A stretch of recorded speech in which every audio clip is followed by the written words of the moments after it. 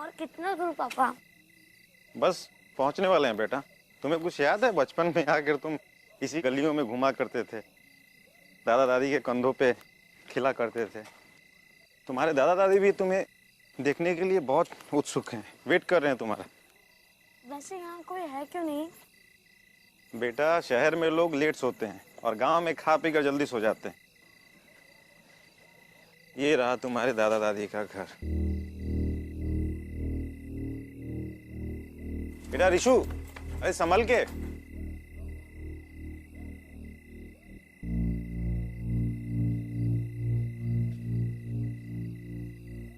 दादा! बेटा दादी! रिशु, बेटा अरे रुको तो सही, लाइट तो जलाने दो। इस गांव में लगता है अभी तक लाइट का प्रॉब्लम सॉल्व नहीं हुआ।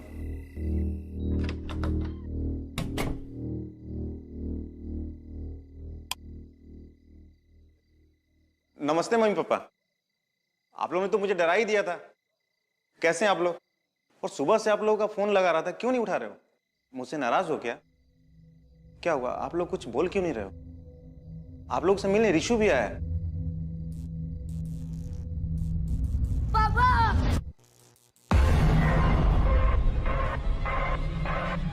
क्या हुआ? क्या हुआ बेटा?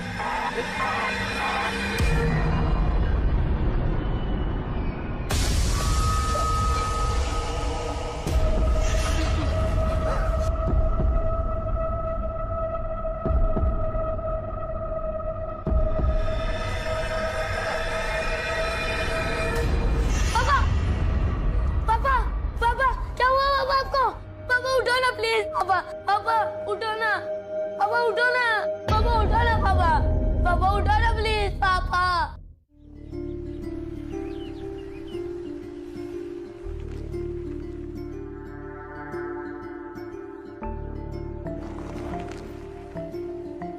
एएसपी आदिति शर्मा, अच्छा बताओ ऐसी कोई किताब बनी है जिससे तुम्हें जाना जा सके?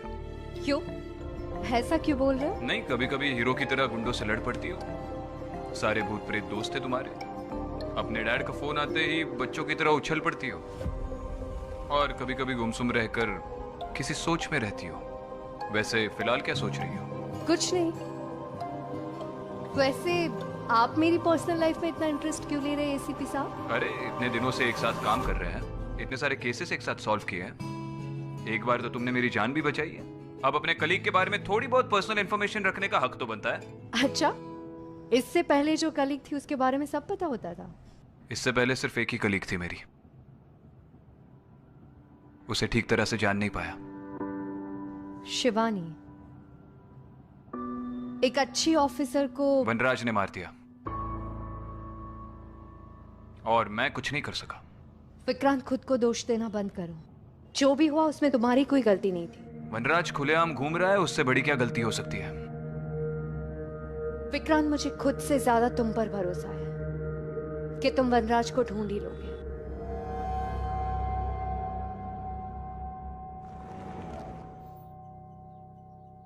बताइए केस क्या है? सर केस बहुत अजीब है। हमारा वेदपुर एक बहुत बड़ी मुसीबत से गुजर रहा है। कैसी मुसीबत? प्रिया, बच्चे को लेकर आओ। बैठो बेटा।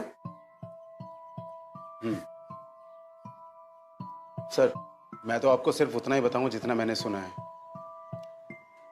ये रिशु है। बेटा, सर को बताओ आपने क्या देखा था?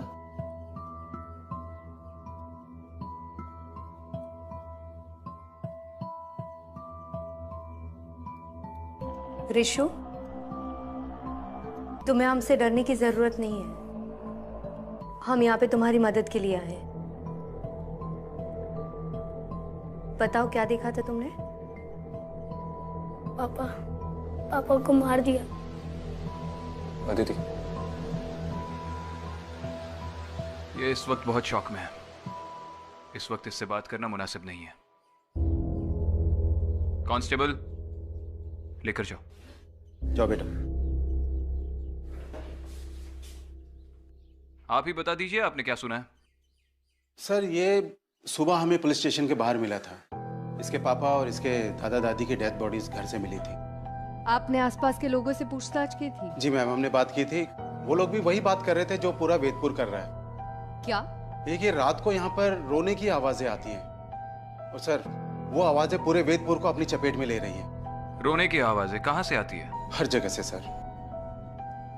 विक्रांत, आई थिंक हमें ऋषु के दादा दादी के घर जाके एक बार देखना चाहिए। ठीक है, इसके घर का एड्रेस दे दीजिए।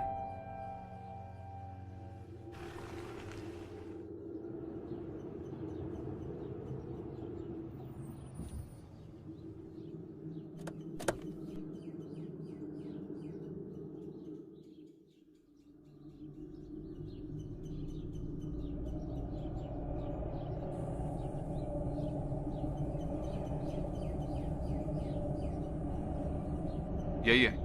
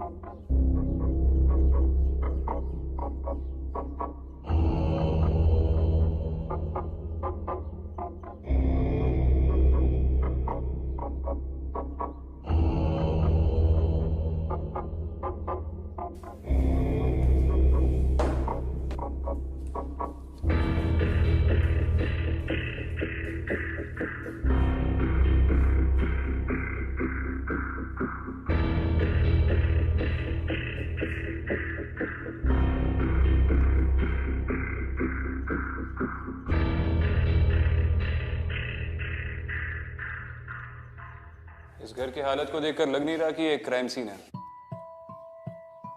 चिंतन और उसके माँ बाप की मौत नॉर्मल सर्कमस्टेंसेस में हुई थी ना? हाँ, दोनों का दिल धड़कना बंद हो गया था और चिंतन की मौत शॉक लगने से हुई थी। आपकी वजह से? इस घर में ऐसा कुछ तो जरूर हुआ होगा जिसकी वजह से उसे शॉक लगा होगा। कहीं अपने माँ बाप की डेड बॉडीज देखकर तो वो शॉक में नहीं चला गया? हो सकता है। विक्रांत, मुझे लगता है कि मुझे एक बार वैद्य जी से मिलना चाहिए। पिछली बार भी उन्होंने मेरी मदद की थी, इस बार भी वो हमारी मदद जरूर करेंगे। ठीक है।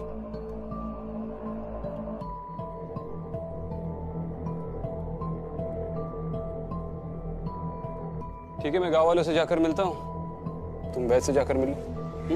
ठीक।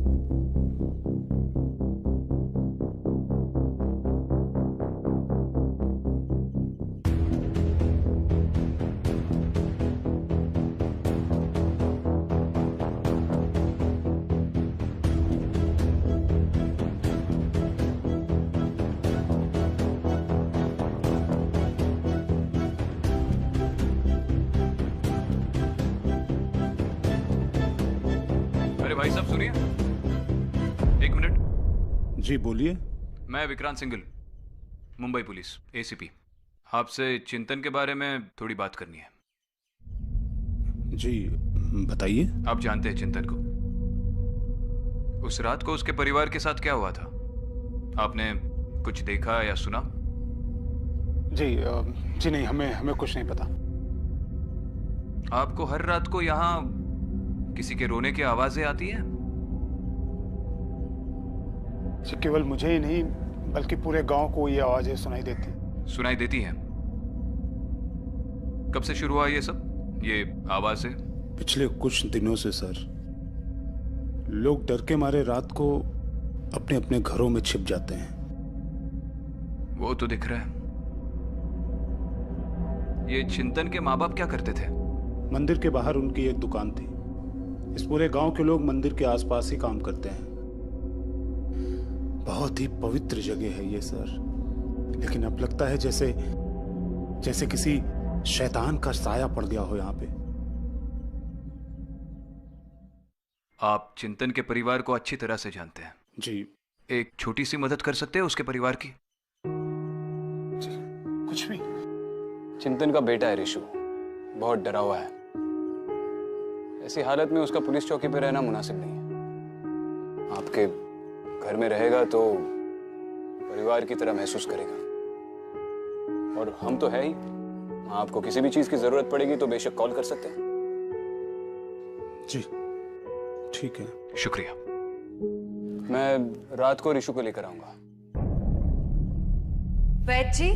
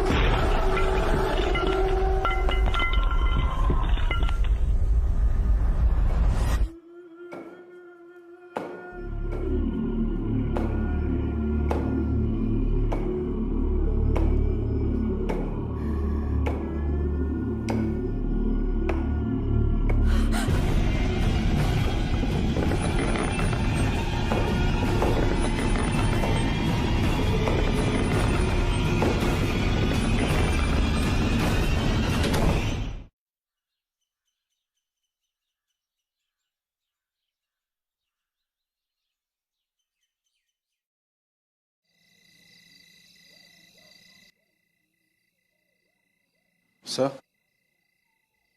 6 बज गए हैं सर, हम लोग जा रहे हैं। रिशु का ध्यान रखना सर। कृष्णकांत, तो हर रोज 6 बजे के बाद आप अपनी ड्यूटी से ऑफ लेते हैं?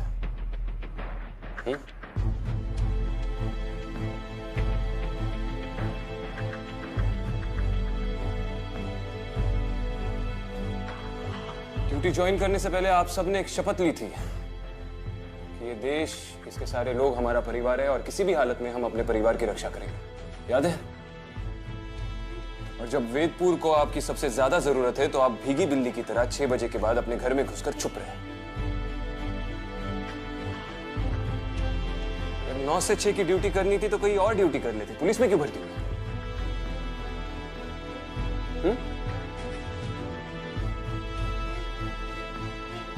सिर्फ रिशु का ही नहीं, पूरे वेदपुर का ख्याल रखने के लिए मैं अकेला ही काफी हूं। और एक बात याद रखिए, भूत, प्रेत, पिशाच, आत्मा या कोई भी बुरी शक्ति इंसान की हिम्मत और उसके जज्बे से बढ़कर नहीं होती। दफा हो जाइए।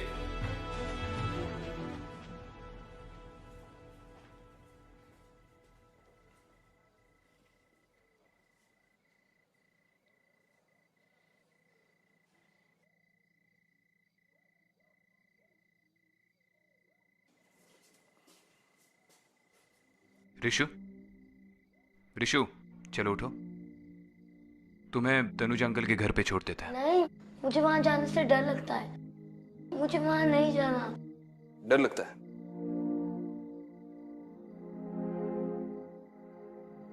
अच्छा मुझे बताओ, तुम्हारा फेवरेट सुपर हीरो कौन है? सुपरमैन। सुपरमैन। रिशु, बचपन में एक बार मैं साइकिल चलाते चलाते गिर गया था। तब से साइकिल चलाने का खौफ मेरे जहन में बैठ गया, मेरे दिमाग में बैठ गया। मुझे बहुत डर लगने लगा साइकिल चलाने से। तो मैंने अपने बाबूजी से जाकर कह दिया कि इसके बाद मैं दोबारा कभी साइकिल नहीं चलाऊंगा। तो उन्होंने मुझसे कहा कि बेटा, अगर जिंदगी में आगे बढ़ना है, कुछ बड़ा बनना है, तो जिस चीज से तुम्हें सबसे ज्यादा डर लगे, सुबह उठकर सबसे पहले वही चीज करो। और उस साल स्कूल की साइकिलिंग कंपटीशन में मैं फर्स्ट आया। तो अब तुम भी मत डरो। ये देखो, इस पर्ची पर मैंने अपना फोन नंबर लिख दिया है, ये अपने पास रखो। अगर तुम्हें वहां पर कोई भी प्रॉब्लम आए तो मुझे फोन कर देना, मैं सुपर हीरो की स्पीड से वहां पर पहुंच जाऊंगा, ठीक है?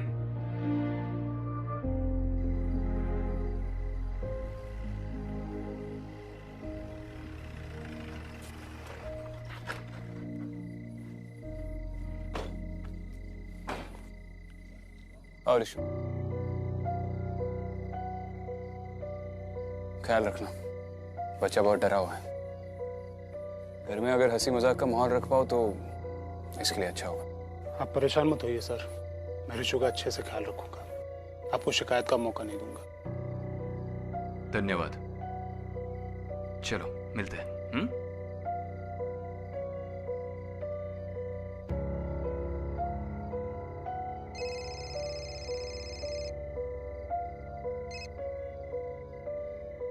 हाँ दीदी। कहाँ हो विक्रांत? ये ऋषि को छोड़ने आया था, बस निकल ही रहा हूँ, मिलते हैं।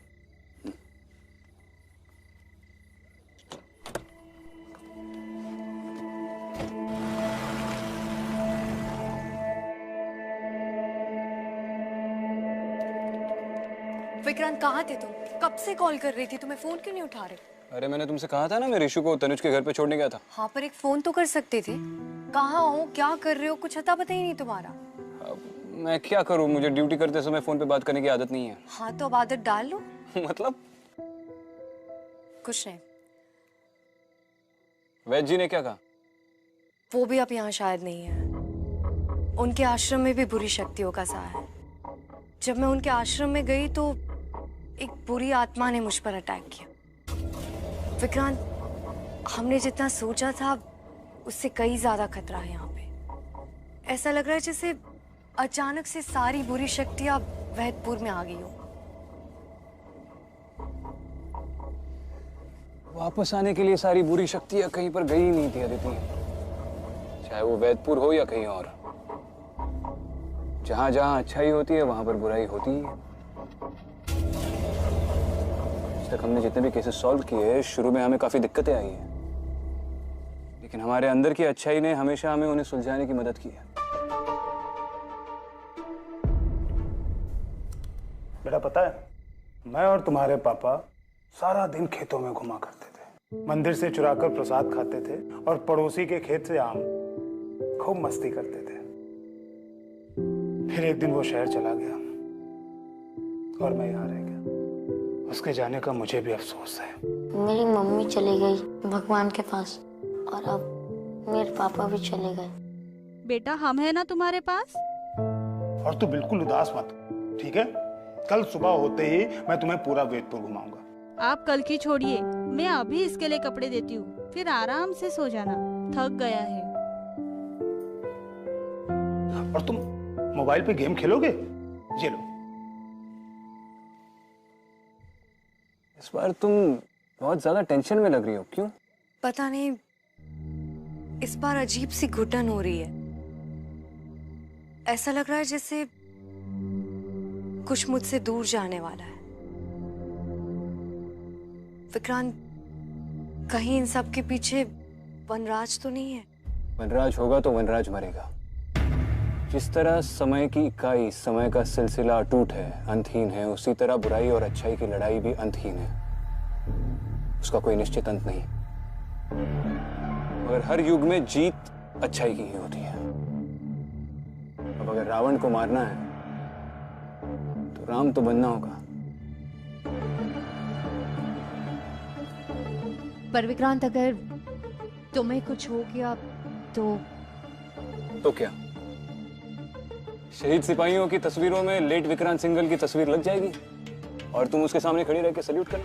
विक्रांत, मैं मजाक नहीं कर रही।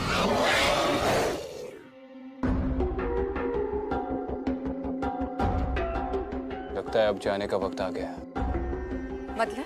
मतलब तुम उस तरफ जाओ, मैं यहाँ पर देखता हूँ। विक्रांत, अपना ध्यान रखना। तुम भी।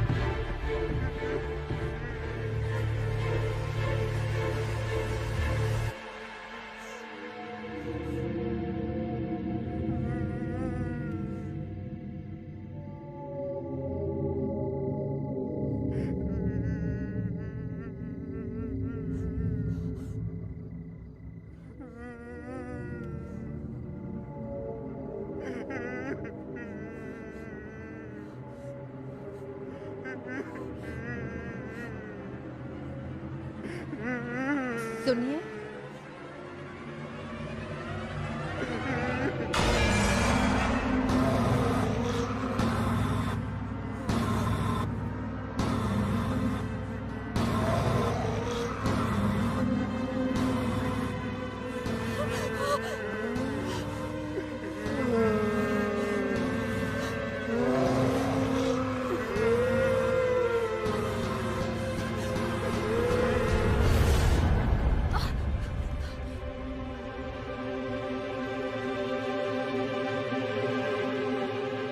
बच्ची आप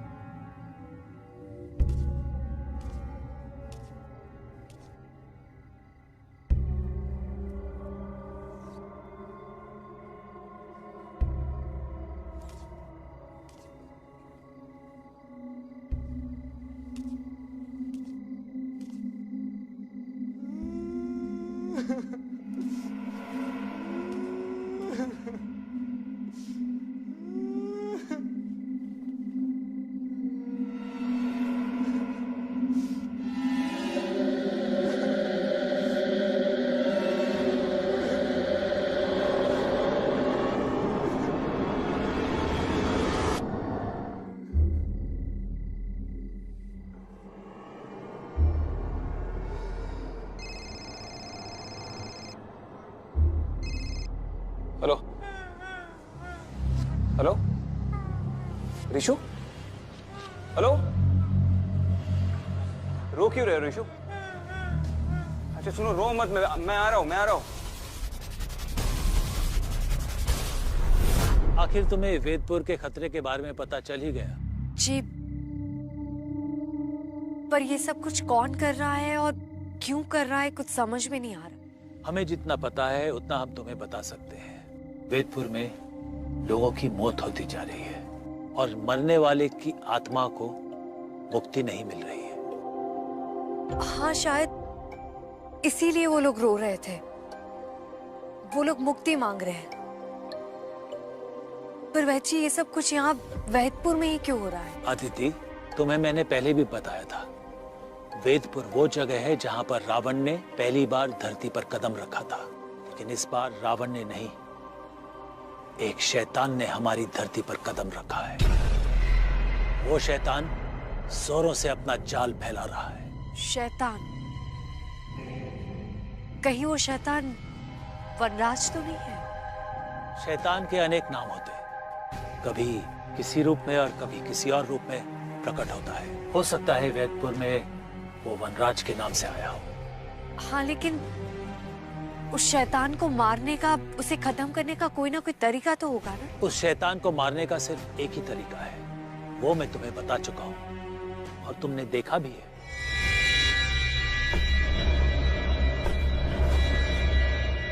वो 4 निशान।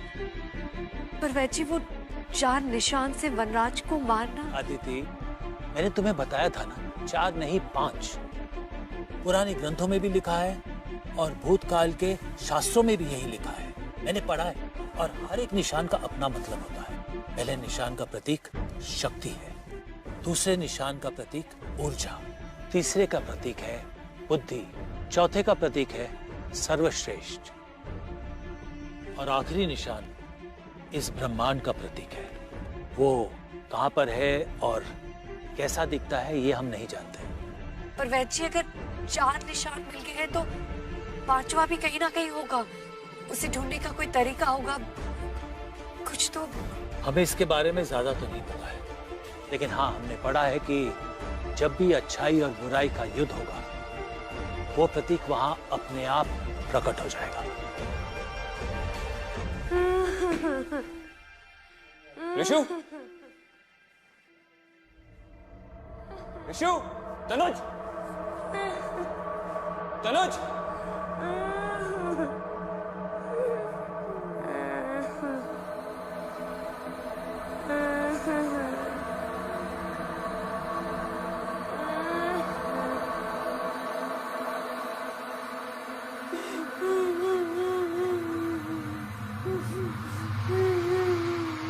ऋषु,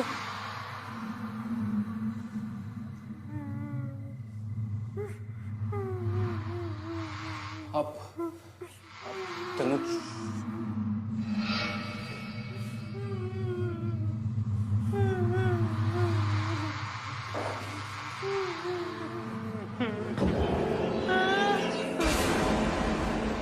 तनुज,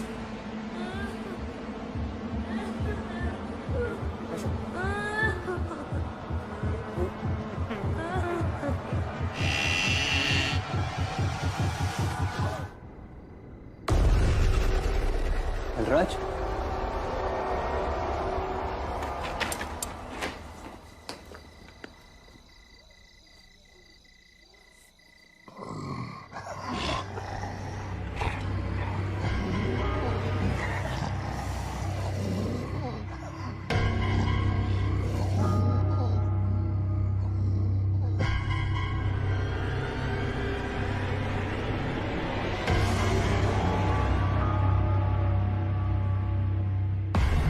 वैद जी ऐसी अच्छाई, ऐसी शक्ति, वो कौन है जो वनराज से लड़ पाए? वनराज से लड़ाई बहुत पुरानी है अदिति। सबसे पहले उससे लड़ने आया था सिद्धांत। सिद्धांत जोगलेकर, शिवानी का भाई। सबसे पहला निशान हमने उन्हीं की डायरी में देखा था। उसके बाद आई शिवानी, उसके बाद आई तुम और वो विष कन्या अनन्या। और मुझे पता नहीं कि तुम ये बात जानती हो कि नहीं, तुम, सिद्धांत, उसकी बहन शिवानी और वो विष कन्या अनन्या एक ही अनाथ आश्रम से हो। रामेश्वर शिशु मंदिर।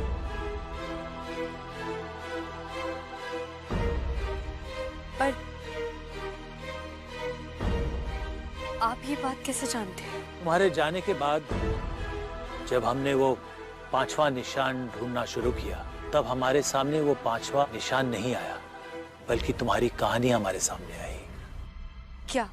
अनाथ आश्रम के जलने के बाद सिद्धांत और उसकी बहन शिवानी को एक परिवार ने गोद ले लिया था। सिद्धांत की 2 बहनें और थी,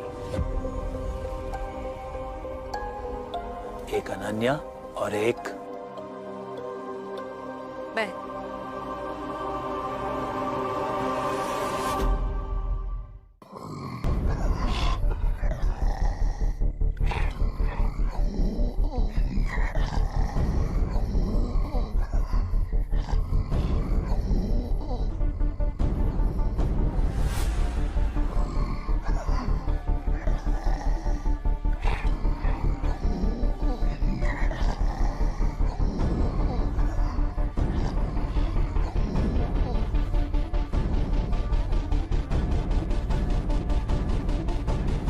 लेकिन तुम सब वनराज को मारने के लिए नहीं, बल्कि वनराज को मारने वाले की सुरक्षा के लिए यहाँ आए हो।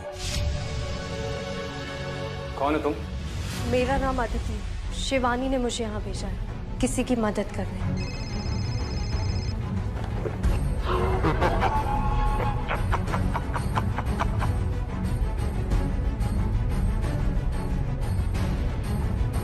अब अगर रावण को मारना है तो राम तो बनना होगा। मतलब वनराज को कोई खत्म कर सकता है तो वो है विक्रांत।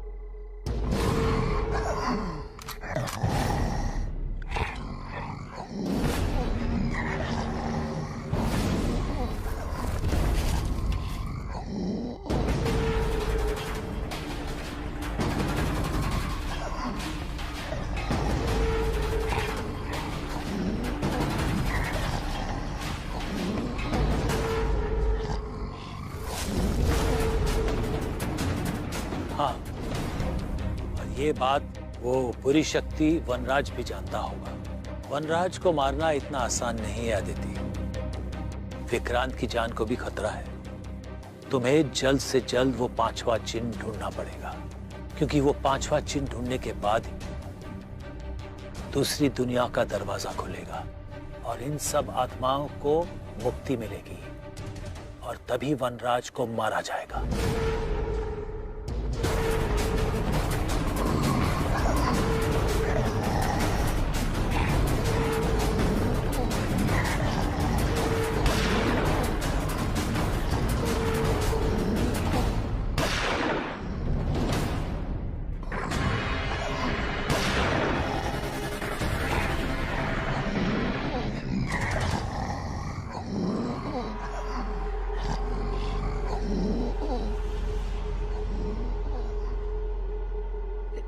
लेकिन वैद जी, मैं वो 5वां चिन्ह कैसे ढूंढूंगी? कहाँ मिलेगा वो मुझे? कोई तो तरीका होगा उसे ढूंढने का। तुम्हें बताया ना अदिति, जब भी विक्रांत और वनराज का सामना होगा वो चिन्ह अपने आप तुम्हें दिख जाएगा। पर वैसे कहीं ऐसा ना हो कि वो 5वां निशान ढूंढने से पहले मैं विक्रांत को खो नहीं सकती। अदिति, विक्रांत तुम्हारे लिए नहीं बल्कि वो बुरी शक्ति को मारने के लिए पैदा हुआ है। वनराज वैसे भी बहुत शक्तिशाली हो गया है और वो सारी दुनिया को वेदपुर के जैसे ही खत्म करना चाहता है।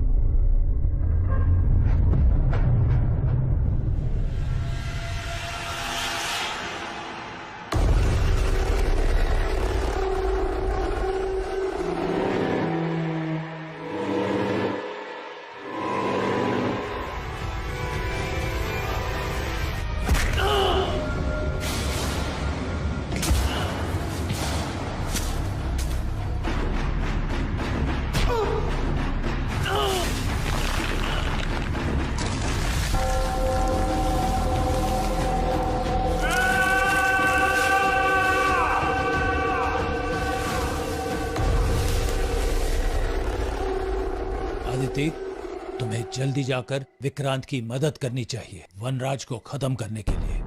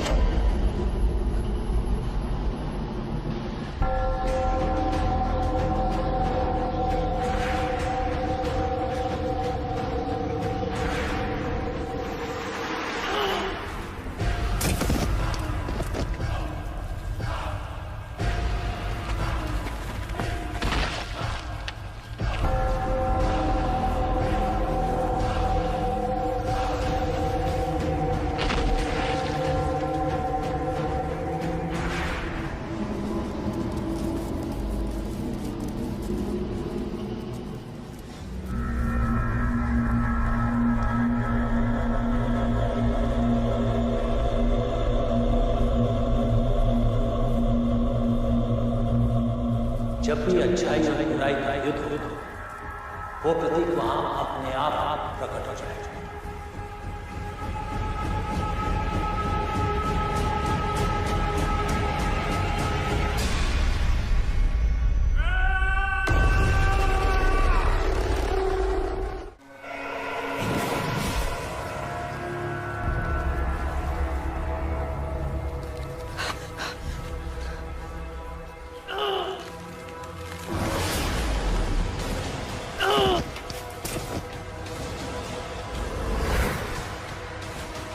निशान प्रकट हो गए, तो पांचवा निशान भी यहीं कहीं होना चाहिए।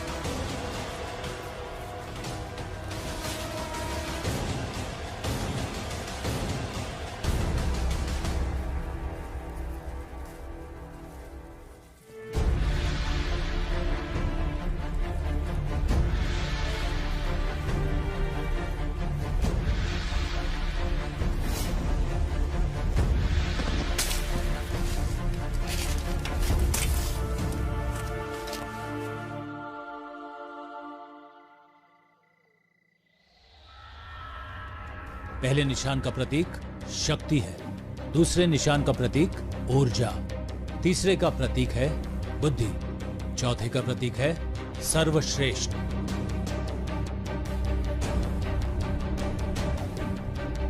और आखिरी निशान इस ब्रह्मांड का प्रतीक है।